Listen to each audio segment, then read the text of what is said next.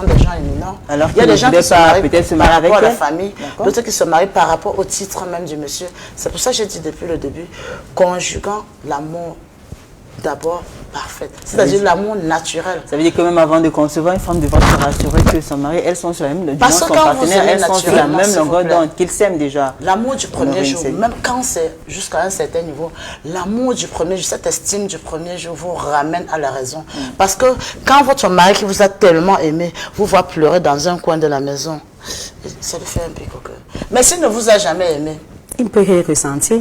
Il y en a qui le font, après ils disent comment ils aiment, mais c'est arrivé comme ça, oui, Laura n'est pas d'accord. Non, je ne suis pas d'accord. La vie, ce n'est pas un scénario, ce n'est pas un film, ce n'est pas un script.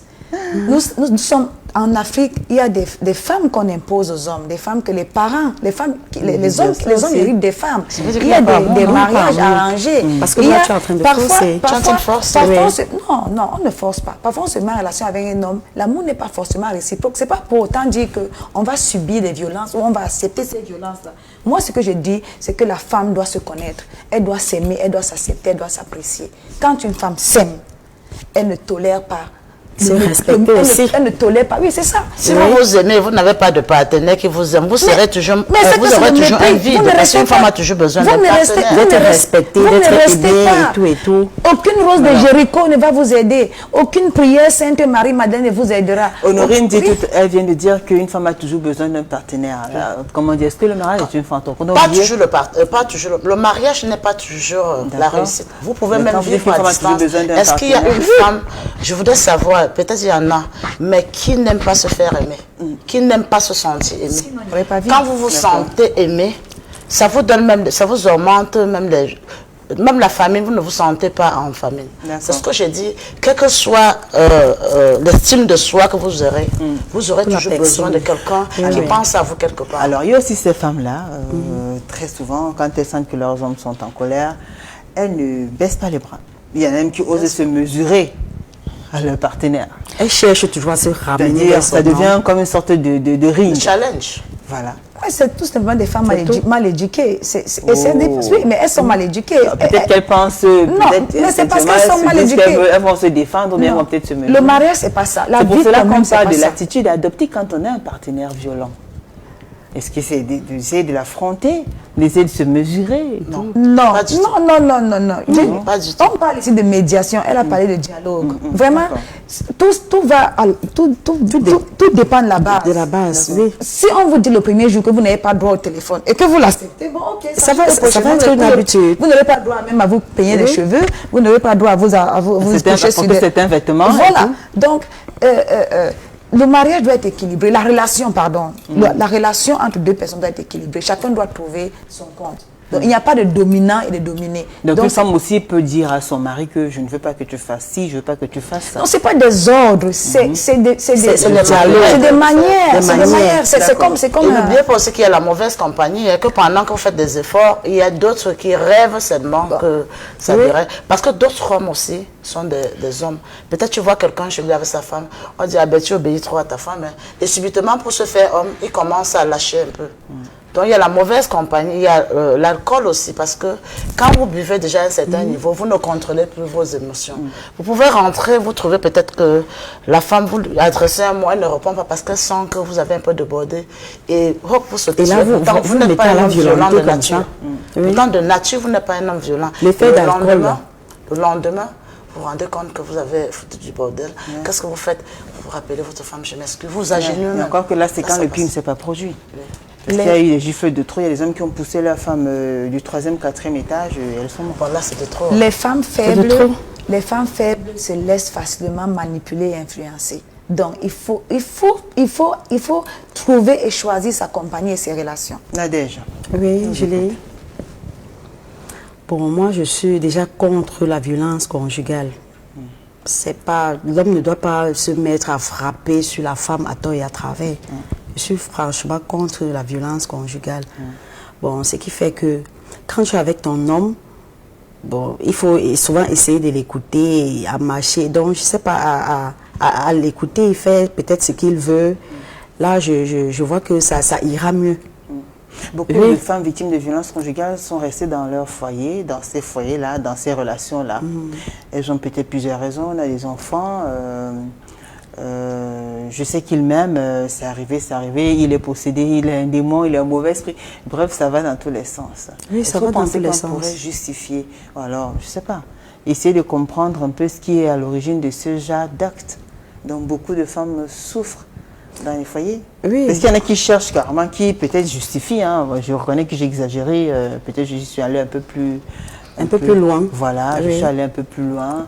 Ou alors je ne peux pas partir. Je vais recommencer comment ça fait 20 ans qu'on se connaît. Ou alors on a déjà 4 enfants. Qui me prendra avec 4 enfants? J'irai où avec 4 enfants? C'est pas évident. Donc du coup, elles sont nombreuses, elles sont comme des prisonnières dans leur ménage. Là, Elles pourraient prendre ce courage ou de partir ou bien d'affronter, de se refaire une nouvelle vie. Permettez à Nadège de parler. Bon, je ne sais pas, tu ne peux pas être esclave d'un homme. Si tu constates que l'homme te frappe et que, je ne sais pas, à chaque fois il te frappe, il te méprise, il n'y a pas de dialogue, de ma part, je ne vais pas supporter. Je ne pourrais pas supporter. Mais pourquoi très peu ne partent? Pourquoi beaucoup ne partent pas en fait? Pourquoi beaucoup ne partent pas? Ils disent que, je ne sais pas. 10 ans de mariage, 10 années de violence, toute catégorie confondue, que ce soit des hommes de certaines classes, monsieur lambda, tout le monde. Bon, il y a aussi les enfants, hein. Il y a aussi les enfants. Quand tu as déjà 1, 2, 3 avec un homme, c'est pas aussi facile de te lever comme ça et abandonner tes enfants. Tu es obligé de supporter, tu es obligé de supporter la violence. Mais quand c'est déjà à l'excès, oui, quand c'est déjà à l'excès, ça ne peut plus se faire. Là, tu vas dire, oh, je ne peux plus supporter. Alors, on dit très souvent, quand on a toléré, disons, une insulte, disons-le comme ça, on a toléré une gifle. Ça veut dire qu'on tolérera un coup de poing, on tolérera un coup de massue, on tolérera peut-être une arme qui sera pointée sur nous. Pas toujours. Pas toujours, Laura le dit alors. Pas toujours. On ne comprend pas. La société, ça se passe, vous m'excusez un peu, en Occident, on ne verra pas trop ça. Mais en Afrique, à cause de la société, le niveau de vie, on ne remplace pas une porte par une fenêtre. Oui, mais en Occident, on a vu des crimes passionnels quand même. On a vu des crimes passionnels. Des hommes tirés sur leurs femmes à bout portant. Oui. Hein, ça semble même plus violent encore qu'en Afrique. Vous êtes sans ignorer qu'il y a plus de divorces là-bas qu'ici, non? Voilà, et puis on protège plus la femme. Parce que, c'est ce que je voulais en venir là. Ouais. En Occident, il y a des crimes, il y a un peu de tout. Mais il y a plus de divorces qu'ici parce que, d'un part, tu peux aller voir ton avocat. Ici, la femme ne parvient même pas à manger. Elle n'a pas un abri, elle ne fout rien de sa vie. Parce qu'elle est là pour s'occuper des enfants. Et même quand elle veut retourner chez ses parents, les parents disent non, tu étais déjà mariée, nous n'avons pas de l'argent pour rembourser peut-être à d'autres. Elle se trouve coincée. Et si elle n'a pas de revenus, que voulez-vous qu'elle fasse? Elle va juste essuyer ses larmes et supporter. Parce qu'on ne peut pas partir pour aller se jeter dans la rue. Mais en Occident, tu as le choix. Tu peux aller te faire héberger par l'assistance sociale, on peut t'offrir un avocat, on peut même condamner le monsieur. Mais si on est ici, en Afrique, c'est pas ça. En Afrique, c'est pas ça. C'est pour ça que beaucoup de femmes ici sont tantôt obligées de supporter le mal. Parce que il y en a qui meurent à petit feu. Il y en a qui ont envahi les églises. D'accord. Il y en a qui ont fait recours, qui sollicitent pour qu'on puisse prêcher, on puisse les aider, qui cherchent le réconfort, qui cherchent des paroles qui vont les apaiser. Comprenez un petit peu, Laura? La dame disait tantôt, Nadège disait que les femmes restent parce que les enfants. Mais ces hommes qui violentent leurs épouses ne sont même jamais à la maison pour s'occuper de l'éducation des enfants. Donc finalement, vous restez pour les enfants. Pourquoi? Alors que le monsieur parfois n'est même jamais là. Moi, je dirais aux femmes de chercher leur autonomie, leur indépendance financière, d'apprendre un petit métier, de faire un petit commerce. Oui, c'est pas facile de toujours recommencer, mais quand on s'occupe, le foyer, ce n'est pas un emploi. Quand on va en mariage, on est parlé de travailler. Non, le cours simple. Travailler chez quelqu'un pour que c'est lui qui puisse prendre soin de vous, qui puisse tout faire. C'est pour cela que beaucoup ne partent pas, parce qu'elles n'ont pas de moyens. Elle vient de dire tout à l'heure que la famille souvent ne vous accepte pas. Mais si vous aviez votre épargne, vous pourriez vous trouver un petit local, vous pourriez vous trouver un abri. Laurent, en tant qu'entrepreneur, vous prenez l'autonomisation de la femme. Si. Alors il y a une autre enquête, et ça c'est une réalité aussi. Une femme qui est autonome, chef d'entreprise, elle subit ses besoins, elle a un bon salaire, un bon que j'ai dit au travail, départ. mais qui souffre, qui subit des violences conjugales et elle souffre en silence parce que très peu ont le courage d'en parler.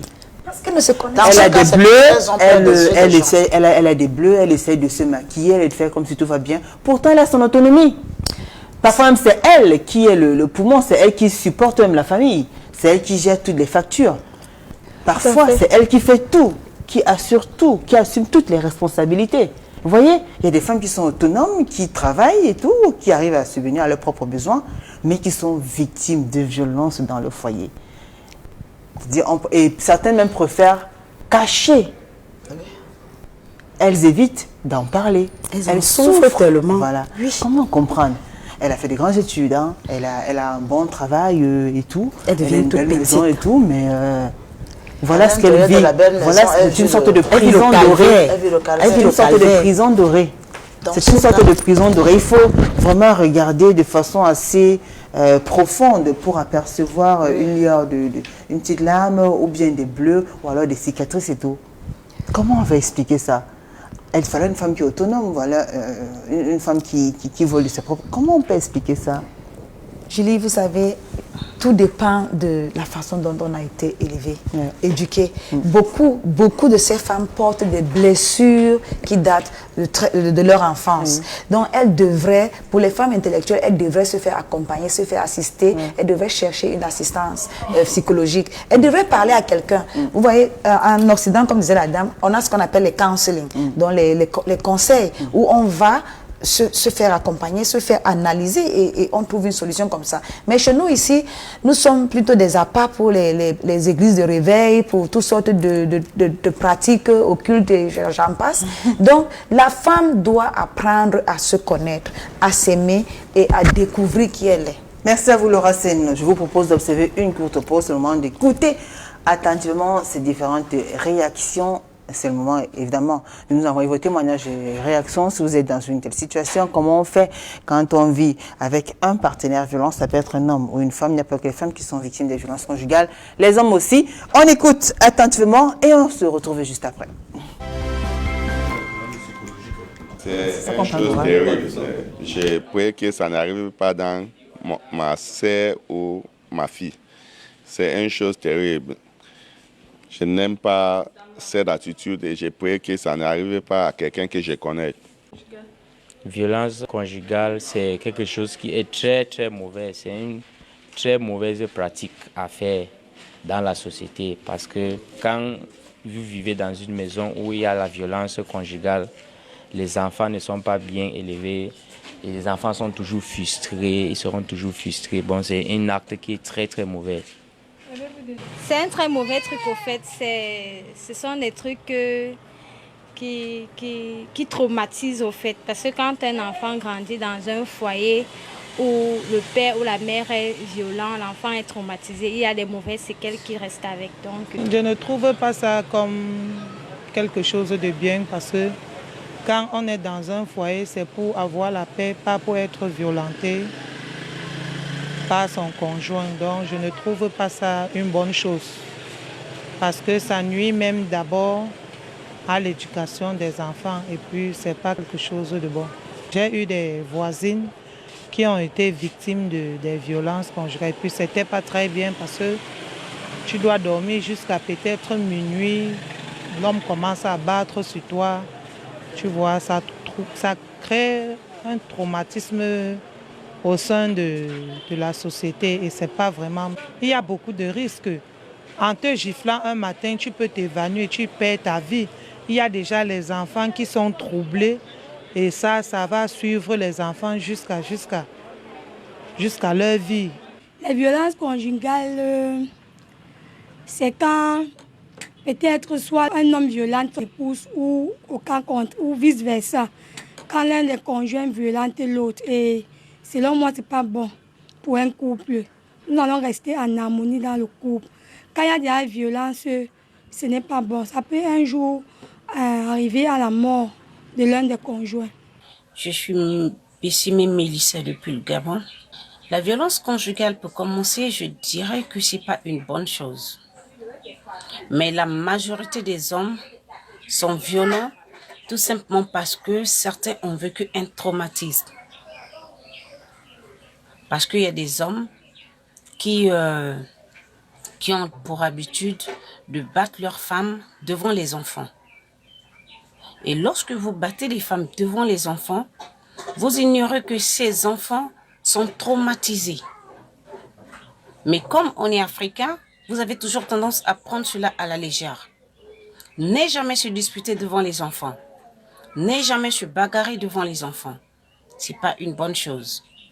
Moi, la violence conjugale, je n'amène pas ça du tout, que l'homme fasse violence sur la femme. Parce que là, ça trouve qu'il n'y a pas de dialogue dans un couple. Et ça dépend aussi dans le cadre dans lequel l'homme a grandi pour pouvoir porter main sur sa femme. Peut-être là où il a grandi, ses parents tapaient sur sa maman. Et du coup, là, il voit que c'est une bonne chose. Mais moi, je n'amène pas ça du tout. Pour moi, les violences conjugales, c'est le fait que dans un couple, il y a toujours des disputes, il y a toujours des luttes. En fait, les deux partenaires ne sont pas compris et cela entraîne les disputes, les luttes dans le couple. J'ai été victime de ça. La violence conjugale, ça ne paye pas. Plutôt au contraire, ça met la division entre le partenaire et la partenaire, quoi. Donc, ça n'aboutit à rien. Quand tu vis dans une maison avec un homme qui est violent, on ne sait jamais. Demain, on peut seulement venir trouver ton cadavre à la maison comme ça et que bon, l'homme a toujours battu sur toi, et toi tu ne le dénonces pas, Il est tout le temps en train de te taper, tu es là, tu supportes, tu supportes. Bon, moi je le quitte. Quand ça ne va pas, je vis avec un homme qui me tape, je le quitte. Je ne peux pas accepter cela. Oui, les actes de violence dans les couples, très souvent, c'est quand l'homme et la femme ne s'entendent pas, ils ne sont pas à un commun accord entre eux.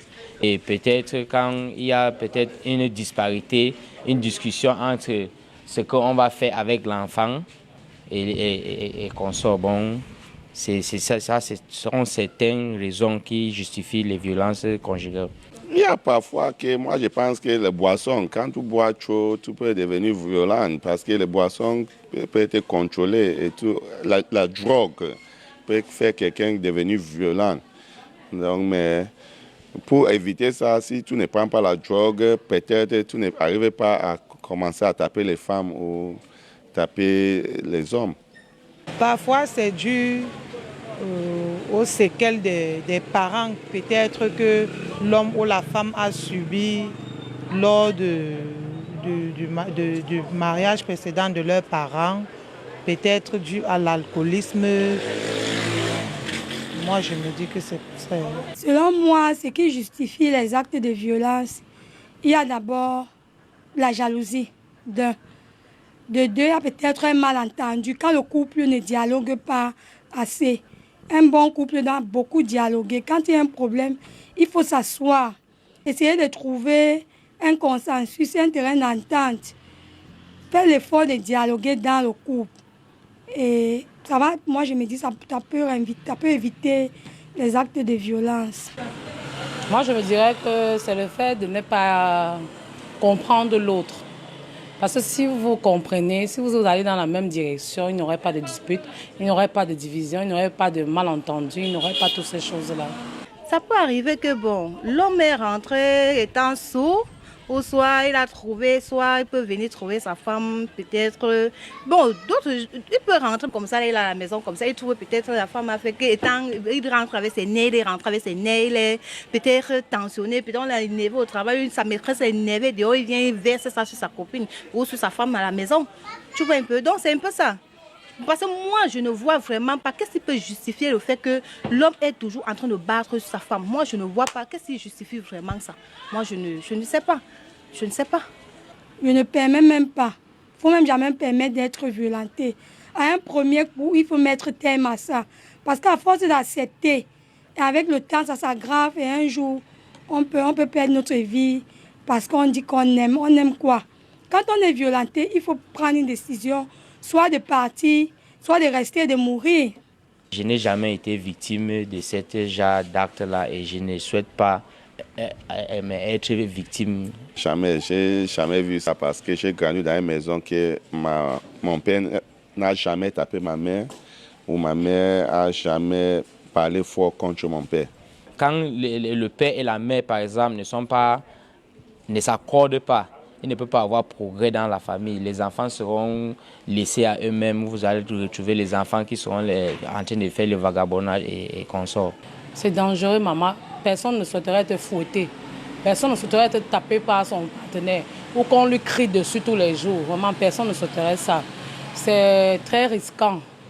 Mais pour ma part, je dirais que ce serait bon pour chacun de nous de chercher à connaître la cause pour laquelle on est victime de cette chose et de chercher à résoudre cette cause-là. Pour vraiment, ça n'existe plus dans nos familles, et partout où on se retrouve. Parfois, c'est la femme même qui se dit, ah ben tiens, peut-être si aujourd'hui mon mari m'a violenté, peut-être demain ça va aller, mais au contraire, ça s'appuie seulement. Donc pour moi, quand ça ne va pas, ça ne va pas. Je dégage. On peut même te couper la tête parce que non. Il y a trop de risques. Il y a trop de risques. Bon, je ne peux, c'est tellement, dont les risques sont tellement énormes que je ne peux même pas citer. La meilleure des façons, c'est de le quitter. Tu n'es pas obligé de vivre avec un homme qui tape sur toi. Avec un homme qui tape sur toi, c'est ça le problème. La meilleure façon, c'est de quitter cette personne-là. Donc, c'est un peu ça. Je vais te donner le conseil à tous les gens qui vivent avec un partenaire qui est violent, que tu arrêtes ces relations. Arrête ça parce que si tu continues, il va te tuer. Je dis que arrête les relations là parce que ce n'est pas possible pour prendre la main à toucher ton partenaire. Donc, il faut arrêter ces relations. Quelqu'un ne peut pas dire qu'il t'aime et il te tape avec la main. Pour moi, selon moi, je pense qu'il faut prier parce que c'est seul Dieu qui a la solution à tout problème. Parce que ce problème-là, c'est souvent un problème de traumatisme. Et quand on est traumatisé, tu peux partir voir un psychiatre, mais il ne résout pas ton problème. Donc la seule résolution, c'est Dieu. Déjà, si on est victime déjà d'une violence conjugale, soit tu quittes le conjoint, soit tu pars déjà devant les autorités te plaindre. Et s'il y a une récidive, d'après moi, je crois que c'est la séparation qui est le meilleur. Parce qu'on n'a pas deux vies, c'est une seule vie. Et on ne doit pas accepter d'être violenté par qui que ce soit. Les risques qu'on parcourt en vivant avec un partenaire violent, c'est de se voir handicapé un jour. On peut être violenté, on perd un œil. On peut être violenté, on subit peut-être une opération. Quelqu'un peut te couper les deux pieds comme la femme qui a été violentée dernièrement. Son mari a coupé les deux pieds. Cette semaine-ci, là même, on a subi des actes de violence. Il y en a eu qui est décédé. Donc, c'est les risques qu'on court, c'est la mort. Là, tu es en danger. Tu es en danger parce qu'un jour, un beau matin, on peut venir te trouver que tu es parti, tu ne reviendras plus jamais. Donc, du coup, il faut mettre fin à ces actes de violence-là qu'on fait à la femme. Mon conseil que je donnerai à la femme, c'est d'abord de chercher à savoir pourquoi est-ce que cela est fait, pourquoi est-ce qu'elle est victime de cela. Parce qu'il y a toujours un problème à la base. Parce qu'un homme ne peut pas venir et te taper dessus pour rien. Certainement, il y a quelque chose que peut-être tu as fait et peut-être que tu ne connaissais pas la portée de la chose. Et ça l'a énervé et il s'est mis en colère, il n'a pas pu gérer et ça a entraîné tout ce que ça entraîne après là.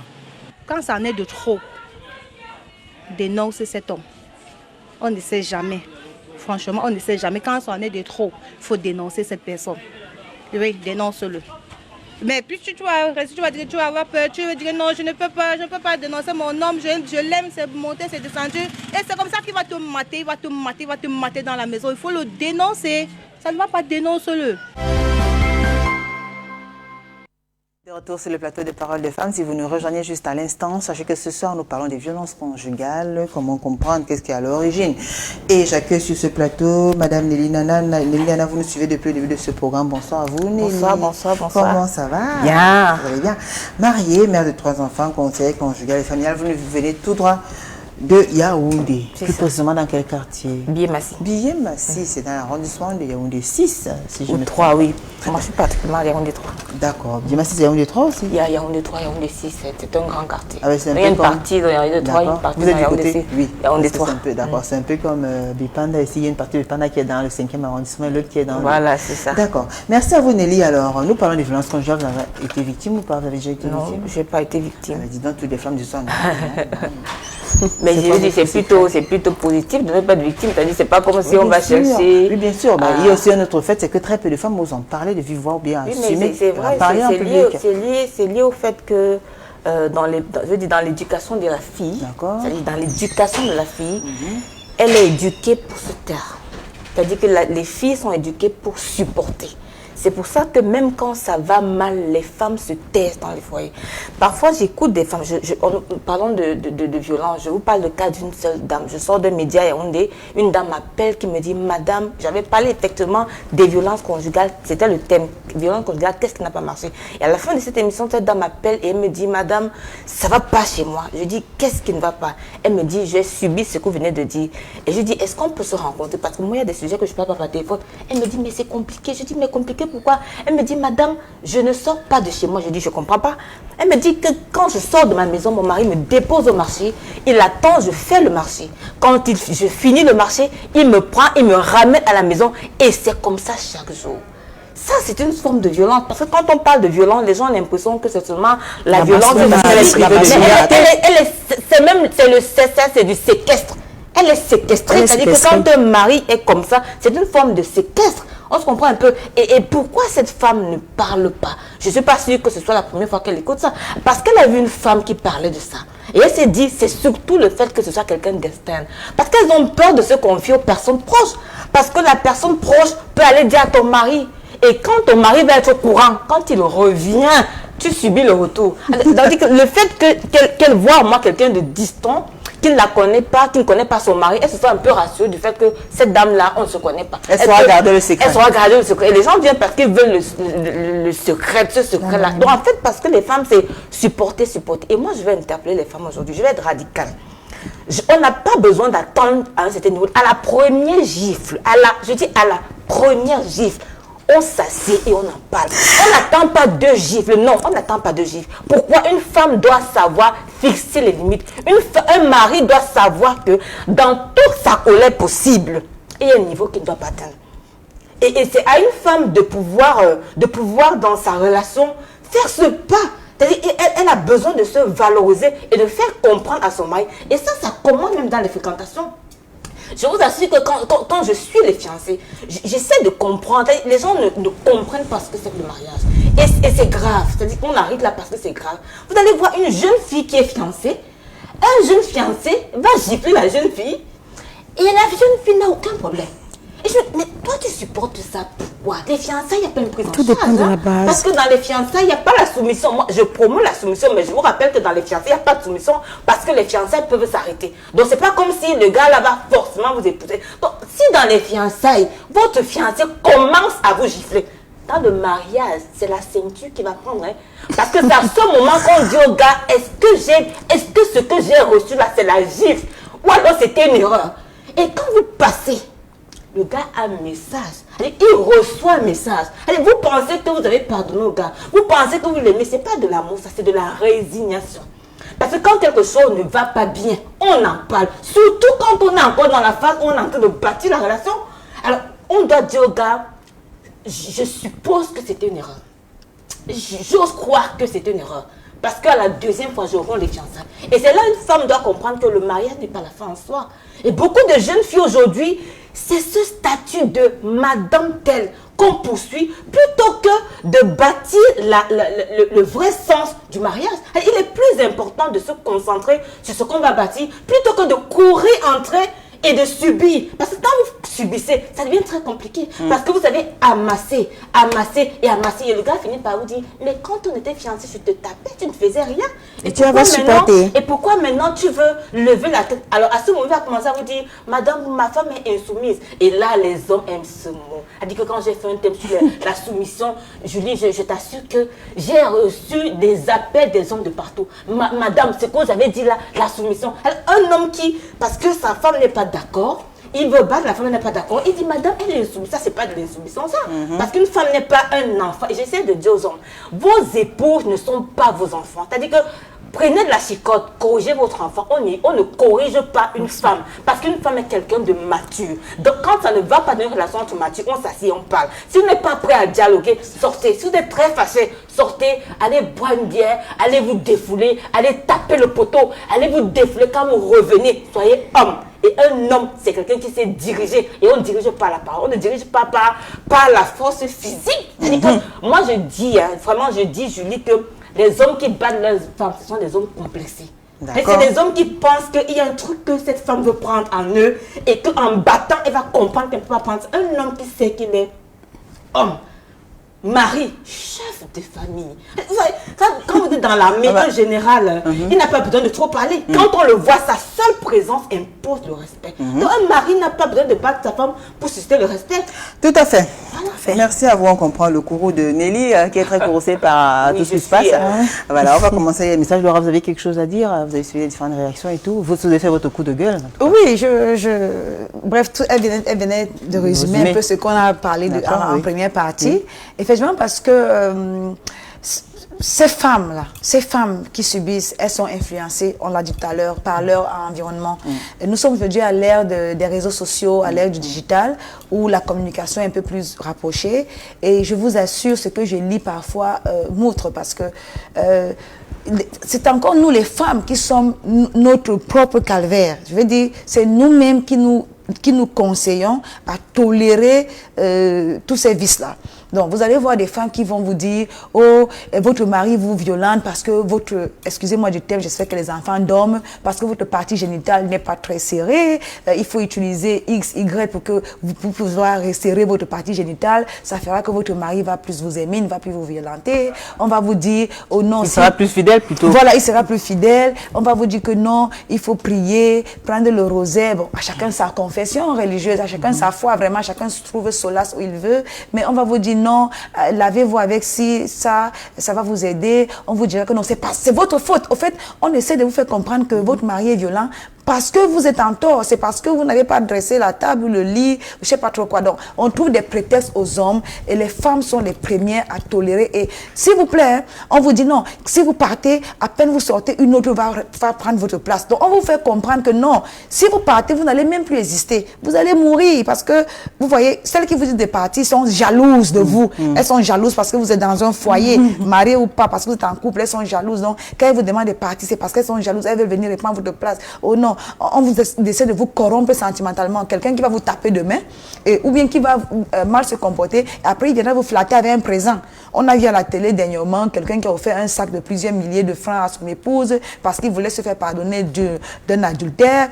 Les femmes acceptent ça. Elles disent, oh non, je préfère pleurer excusez-moi, je passe sans publicité, dans une belle voiture que de pleurer derrière une moto. Voilà, vous voyez un peu ce genre de comportement qui doivent s'arrêter. Les femmes doivent reprendre leur persona. Elles doivent reprendre ce qu'elles sont, savoir ce qu'elles sont et défendre leurs droits. Nadège.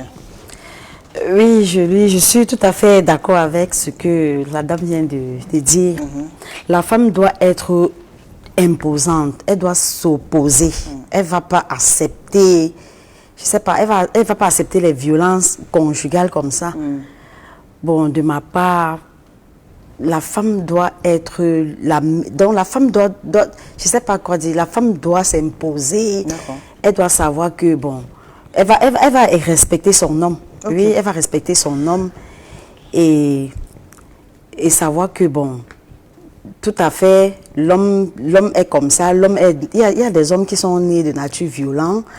Et savoir qu'il y a des hommes qui sont nés de nature violente, les hommes qui ne sont pas comme ça, bon, et savoir un peu en quelque sorte le comportement de son homme. D'accord, Et tout à fait, si elle connaît le comportement de son homme, autant pour moi, elle va vivre sans problème. Ok, on va lire les messages parce qu'ils sont nombreux qui nous écrivent quand même. Priscille Bouga, Julie, je me demande toujours comment cela arrive, car pour moi, rien ne peut justifier le fait qu'un homme lève la main sur moi. Dieu merci, jusqu'ici, je n'ai pas encore été victime et je ne le souhaite pas. Courage à toutes ces femmes victimes de violences physiques, surtout. Mathuron Choyo, pardon. Je pense que c'est dans les foyers où règne l'infidélité que l'on vit. Pardon, plus ce genre de choses ne peuvent continuer à cohabiter après des violences physiques conjugales que des couples infidèles. Il y a des punitions qui dépassent la bastonnade. Oscar Sylvain Tombé, il n'y a jamais de fumée sans feu. Je n'encourage pas la violence, mais certaines femmes poussent souvent les hommes à bout.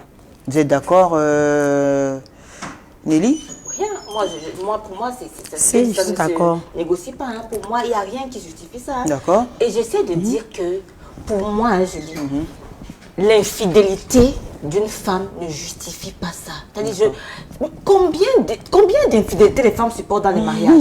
Les femmes supportent... Il y a aussi des femmes qui poussent les hommes à être violents. Non, c'est-à-dire, on ne peut pas dire qu'une femme pousse, parce qu'un homme doit être responsable de ses émotions. C'est-à-dire que dire ça veut dire que non seulement il est violent, et on essaie encore de lui trouver un argument pour justifier sa violence. Vous êtes une victime, et dans le fait que vous soyez victime, on essaie encore de vous démontrer que, comme tu es victime là, il y a des choses que toi tu as fait, on devait te consoler. Non, rien ne justifie ça. Bonsoir, je dis d'abord merci à la reine d'Angleterre. Je vous assure, nous les hommes, par moments, certains arrivent à ce niveau à cause des multiples manques de respect de la femme. Comme elle disait, une femme est à la maison, vous êtes 10 ans de vie commune, elle n'a jamais essayé d'entreprendre quoi que ce soit, mais faites toujours de comparaison entre toi et les maris de ses amis. Bonsoir Julie, la femme du milieu a les mots justes. Les mots justes qu'il faut pour un couple. Faire profil bas avant de revenir après sur le sujet en question. Cela permet d'éviter beaucoup de conflits dans le couple. Alors c'est Rochelin depuis Bonabéry qui parle certainement de Honorine ici. Salut, bon thème Julie. Toutes les femmes du plateau sont ravissantes en passant. De ma part, je condamne la violence, qu'elle soit verbale ou physique, de tout mon cœur. Et comme la dame, et comme Honorine ici, je pense, oui, toutes les femmes devraient s'occuper et non pas rester pour attendre tout de l'homme. Madame Zogo depuis Yaoundé. Bonsoir Julie. Les violences créent un climat de tension et de peur. Que les faits soient anciens ou récents, il faut en parler à une personne à qui vous avez confiance. Bonsoir Julie. Je pense que pour ce problème de violence, la plupart des couples qui sont confrontés à ce genre sont des couples que tous les deux n'ont pas de boulot, pour dire que si l'homme travaille, la femme ne fait rien. Alors, est-ce qu'elle doit tout demander? Un jour, il y aura toujours des bastonnades. Et aussi, la femme qui ne fait rien contrôle d'abord trop son mari. Car si quelqu'un se bat de son côté pour au moins avoir un salaire, ça doit éviter d'avoir certaines violences. Baneko Lambou de Pimbouda, de Balachi. Bonsoir Julie. Joli thème, il y a violence conjugale lorsque tu parles un et ta femme parle deux. Elle te manque de respect en public. Pour éviter cela, l'homme doit rester sourd pour ne pas comprendre tout ce qu'on dit de sa femme. Et la femme aveugle qui ne peut pas voir tout ce qu'on dit de son homme. Majesté Moumi depuis la Guinée équatoriale. Les femmes supportent des violences faites sur elles au nom du mariage et de la relation. Ma voisine s'est retrouvée avec le bras cassé, mon Dieu, elle a caché à la famille. Il faut dénoncer tout ça. Je ne suis pas d'accord avec Nadège Kenyé. Certains ont tapé jusqu'à la mort. Je dis que les voisins et l'État ne laissent plus ce mal se reproduire parce qu'ils seront des complices. C'est Ngombok Véronique Hortense qui nous écrit depuis Yaoundé. Bonsoir aux femmes sur le plateau. Je comprends celles qui subissent ces violences que personne ne peut justifier. Toutefois, il serait bien de préciser qu'il ne faut pas se borner à un seul type de violence. De ce fait, il y a aussi des hommes qui subissent des violences tant physiques et verbales que psychologiques ou autres. Nelly. J'avoue que les hommes me disent ça. Hein. Les hommes me disent que mais vous parlez des femmes. Oui, mais on parle des femmes parce que vous n'avez pas vu à la télévision une femme qui a tapé son mari au point de l'amener à l'hôpital. Oui, il y a des femmes qui sont violentes. Oui, mais je comprends, ça se comprend. Mais vous n'avez pas vu ce genre. Nous parlons de ça parce que c'est légion. Je dis, ça devient incontable. Et les dégâts sont de plus en plus importants au niveau de perdre sa vie. C'est-à-dire, la dame de récemment, là, elle aurait pu perdre sa vie. Est-ce qu'on dirait encore que c'est un homme qui l'a battu? Quand il y a perte de vue humaine, il y a perte de vue humaine. Et moi, j'ai dit aux femmes, quand ça ne va pas, d'abord fuis. Patrick qui nous écrit, je suis un homme victime de violence. Ma femme passe son temps à me déchirer les habits, à m'insulter. Une fois, elle a fait fort, elle a cassé une bouteille de bière sur ma tête. Julie, si c'était la mère de mes enfants, je n'allais pas répondre de mes actes. Que les femmes arrêtent de nous pousser à bout. Justement. C'est ça. Là, j'ai parlé d'éducation. Comment est-ce qu'elles ont été éduquées? Et il faut savoir reconnaître son problème pour pouvoir trouver une solution. Les femmes doivent se faire accompagner, ainsi que les hommes. Bonsoir, mesdames. Ce thème est vraiment très intéressant. Je m'appelle Sarah Makake, je suis d'origine centrafricaine et je vis à Cannes, en France. Je pense que cela est vraiment un gros problème et il devait avoir une association qui doit soutenir les femmes victimes de violences conjugales. Je dis bien une association et non les parents, car des fois, les parents ce sont nos propres parents qui nous renvoient à la mort. Il y a des associations. Il y a beaucoup d'associations. Bonsoir les charmantes dames du plateau. Quand vous connaissez le mauvais côté de votre partenaire, il faut éviter de l'affronter là-bas. Christian depuis Lumdem. Bonsoir, selon vous, quels sont les facteurs de ces violences? Je vous suis depuis Kousseri. Je suis Aruna Vincent. On en parle depuis le début de ce programme, M. Aruna. Bonsoir à vous, mesdames, sur le plateau de Parole de Femmes. Moi, c'est Lauriane. J'ai été victime d'une violence conjugale due à mon orgueil, car j'ai compris qu'il ne faut pas faire le bras de fer avec son homme. Comme la dame d'Angleterre a dit, il faut savoir faire profil bas quand ça ne va pas. Bonsoir Julie, bonsoir tous les charmantes dames. Le mariage est fondé sur l'amour. On ne maltraite pas une personne qu'on aime. Lorsqu'il y a déjà des actes de violence conjugale, il faut partir, peu importe ce que les autres diront ou penseront. Il n'y a pas deux alternatives d'après moi. Marie-Christiane, il y en a qui ont peur de recommencer. Il y en a qui ont peur du regard des autres. Il y en a qui ont peur du qu'en dira-t-on. C'est pour cela que beaucoup préfèrent souffrir en silence. Le problème c'est qu'elles ne savent pas jusqu'où ça va partir. Tout à fait. Parce que comme elle a si bien dit, je veux dire, ça repose vraiment le problème des responsabilités dans le mariage. C'est-à-dire que des responsabilités dans le mariage. C'est-à-dire que dans le mariage, l'homme a la responsabilité première d'aimer sa femme. Et quand on parle d'aimer, on parle de protéger. Donc si la personne qui est supposée être votre bouclier, votre rocher, est la personne qui vous rend vulnérable, ça devient un problème. Alors quand on va faire une insécurité, et quand on fait recours, on sollicite nos amis, des parents, on fait des assises et que ça ne change pas. Parce que vers qui se tourner quand on a un partenaire violent? Alors on se tourne vers qui? Ses parents, ses proches, ses amis. De manière normale. Je pense que de manière normale, il faudrait commencer par ses proches, c'est-à-dire que c'est votre mari. Parce que ce qui est bien, c'est que il a des amis, c'est-à-dire que c'est un peu comme une sorte de conciliation. Essayez de conseiller votre ami. Si ça ne va pas, parce que dans le travail que je fais de conseiller conjugal, on essaie de dire aux gens, essayez d'abord de résoudre vos problèmes de couple à deux. Et quand ça ne va pas, impliquez d'autres personnes. Il a des amis, ça ne va pas, la famille. Maintenant, prenez des gens externes. Il y a des gens spécialisés, des conseillers conjugaux qui peuvent vous accompagner. D'accord. Bonsoir à vous sur le plateau. Je suis Doris depuis PK10. Moi, personnellement, je condamne fermement avec la énergie la violence. Justement parce que j'ai grandi dans cela et j'ai vu ma famille se diviser à cause de cela. Bonsoir à toutes les femmes. La violence conjugale est généralement due au fait que la femme est souvent considérée comme le marchepied de l'homme, soit disant qu'elle n'est rien sans lui. Bonsoir à vous. Pour moi, la violence, c'est l'absence du dialogue. S'il y a dialogue, je ne vois pas d'où viendra la violence.